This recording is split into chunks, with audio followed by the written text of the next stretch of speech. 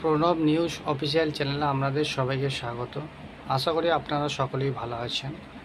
আজ একটা আপডেট দেওয়ার জন্য ভিডিওতে এলাম। তার আগে বলি, যারা চ্যানেলটি প্রথম দেখছেন আপনারা প্রত্যেকেই লাইক, শেয়ার, কমেন্ট ও সাবস্ক্রাইব করবেন। আর যারা চ্যানেলটি দীর্ঘদিন দেখছেন কিন্তু লাইক শেয়ার করেননি, আপনারা প্রত্যেকে লাইক, শেয়ার, কমেন্ট ও সাবস্ক্রাইব করে চ্যানেলটির পাশে থাকবেন। তো যে আপডেটটি দেওয়ার জন্য ভিডিওতে এলাম সেটি হলো,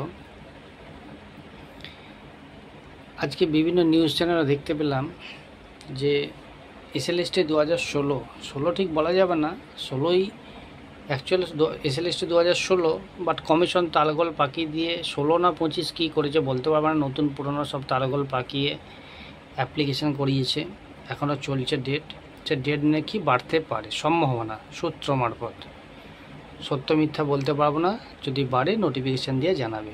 সে যাই হোক, কিন্তু কথা হচ্ছে যা তথ্য এখনও পর্যন্ত খুব কম সংখ্যক ক্যান্ডিডেট ফর্ম ফিল আপ করেছে, খুবই কম সংখ্যক। এর কারণটা কি?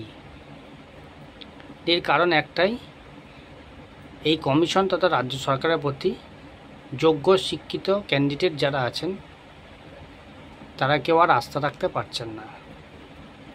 কারণ এই যে নিয়োগ হবে, সেই নিয়োগটা যে আবার 5 বছর পর সবার চাকরি চলে যাবে না কে বলতে পারে। তাই ফালতু 500 টাকা দিয়ে জেনারেল কাস্টের ছেলে ফর্ম ফিল আপ করে করবেটা কি? সে যদি চাকরিও পায় 5 বছর পর চাকরিটা চলে যাবে, দায়িত্ব সরকার নেবে না। যেটা আমরা দেখতে পেলাম, বড় বড় ভাষণ, ভাঁওতাবাজি, বাতেলাবাজি, লাভ কিছু নাই। তাহলে ওই 500 টাকা সরকারকে দিয়ে সরকারের পেট ভরিয়ে লাভটা কি? সরকার তো কোটি কোটি টাকা ইনকাম করে ফর্ম ফিল আপ করিয়ে, যেটা তাদের মুখ্য উদ্দেশ্য, দিয়ে 2026-এ ভোটটা পার করবে। তাহলে আমরা কি পড়াশোনা করে চাকরি পাবো না, বেকার হয়ে থাকবো, আবার সরকারকে ভোট পার করার জন্য টাকাও দেবো? 500 টাকা কি সস্তা নাকি? 500 টাকা রেস্টুরেন্টে যেয়ে সে খাবে? ফালতু সরকারকে দিয়ে সে তো চাকরি পাবে না, কারণ তার চাকরিটা তো অলরেডি বিক্রি হবে, আবারও বিক্রি হবে। আমরা দেখতেই পেলাম, চুরি হবে, এরপরে রেট হয়তো আরও বাড়বে। কে বলতে পারে? সম্ভাবনা, সবই সম্ভাবনা, কারণ প্রমাণিত নয়। যেটা 26,000 প্রমাণিত প্রায় চুরি করেছে, এবারেও যে হবে না কে বলতে পারে? কারণ সেই একই কমিশন, সেই একই সরকার। আমরা তো সম্ভাবনা করতেই পারি না, আমরা তো সন্দেহ করতেই পারি যে সেটা হবে না, তার অন্যতা যে হবে না কে বলতে পারে? তাই এই সরকারের প্রতি কেউ আর আস্থা রাখতে পারছে না। যোগ্য শিক্ষিত যারা ক্যান্ডিডেট আছে, তাই তারা ফর্ম ফিল আপ করে কমিশন তথা সরকারের পেট ভরাতে তারা রাজি নয়। 500 টাকা দিয়ে তারা খাবে, নিজেদের সংসারে খরচ করবে। একটা বেকার ছেলেকে 500 টাকা ইনকাম করতে বহু কষ্ট করতে হয়। সরকার কি ভেবেছে যে এইভাবেই, কমিশন কি ভেবেছে যে এইভাবেই বেকারদের কাছ থেকে টাকা তুলে নিয়ে ফুর্তি করব?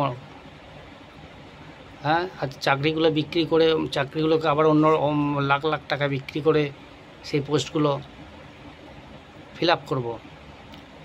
একটাও সিট বাড়াবো না, সিট আপডেট করবো না, বরঞ্চ কিছু কিছু ক্যাটাগরিতে দেখছি সিট আবার কমে গেছে কিছু কিছু সাবজেক্টে। এইসব নাটক, এসব ভাঁওতাবাজি এই রাজ্যের শিক্ষিত যোগ্য যারা ক্যান্ডিডেট আছে তারা বুঝে গেছে এই সরকারের উদ্দেশ্য কি, মোটোটা কি। তাই এই অবস্থা। এতদিন তো 20 লাখ ফর্ম ফিল আপ হয়ে যাওয়ার কথা, কেন হয়নি?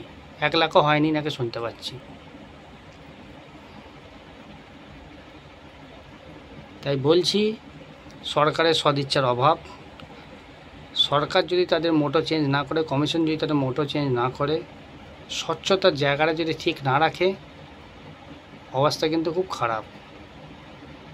কমিশনকে স্বচ্ছতা বজায় রাখতে হবে, স্বচ্ছতার সাথে কাজ করতে হবে। এই যে নোটিফিকেশান দিয়েছে, এটা পুরোপুরি রং নোটিফিকেশান, কোর্ট কন্টেন্ট। এটা সুপ্রিম কোর্টে মামলা উঠলেই বোঝা যাবে। এখানে কখনোই বলেনি নতুনদের নিয়ে ফিল আপ করতে, টেন্টেডদের নিয়ে ফর্ম ফিল আপ করাতে। এখানে 2016 ক্যান্ডিডেটকে নিয়ে ফর্ম ফিল আপ করানোর নির্দেশ আছে, এবং যারা টেন্টেড তাদেরকে বাদ দেওয়ার কথা বলা আছে। কিছুই করেনি, তালগোল পাকিয়ে টাকা তোলা ধান্দা। কতটা সফল সেটা বলতে পারবো না, পরবর্তীতে বোঝা যাবে। কোর্টে মামলা উঠুক, সুপ্রিম কোর্টে নোটিফিকেশান নিয়ে মামলা যে নিয়োগ প্রক্রিয়া শুরু থেকেই মামলা, নোটিফিকেশন থেকে মামলা, সেই নিয়োগ প্রক্রিয়া কী ভবিষ্যৎ আছে? এরা ইচ্ছা করে কাজগুলো করছে যাতে কোর্টের চক্করে পড়ে সব কিছু আটকা থেকে মাইনেপত্র কাউকে দিতে হবে না, সব কিছু তালগোল পাকিয়ে বেকারদের সর্বনাশ করে দিয়েছে, একটা জেনারেশন ধ্বংস করে দিয়েছে, পরের জেনারেশন ধ্বংসের পথে। সরকারি কর্মচারীদের ডিএ দিতে বললে এই সরকার দেয় না, ঘুরিয়ে আবার সুপ্রিম কোর্ট দেখায়। বেকার বিরোধী সরকার, বেকার বিরোধী কমিশন, যোগ্য শিক্ষিত ক্যান্ডিডেট বিরোধী কমিশন তথা সরকার, এটা সরকার নয় সার্কাস চলছে। তাই প্রত্যেকে সচেতন, প্রত্যেকের উদ্দেশ্যে বার্তা, আপনারা চিন্তা ভাবনা করে এগুবেন। আমি যা বললাম সম্পূর্ণ আমার ব্যক্তিগত মতামত, আশা করছি আপনারাও এর সাথে একমত হবেন। আপনারা আপনাদের মতামত কমেন্টে জানাবেন। আর ফর্ম ফিল আপ করবেন কি করবেন না সেটা সম্পূর্ণ আপনাদের ব্যক্তিগত ব্যাপার। বাস্তব চিত্রটা তুলে ধরলাম, এবার কি করবেন সেটা আপনারাই সিদ্ধান্ত নেবেন। ধন্যবাদ।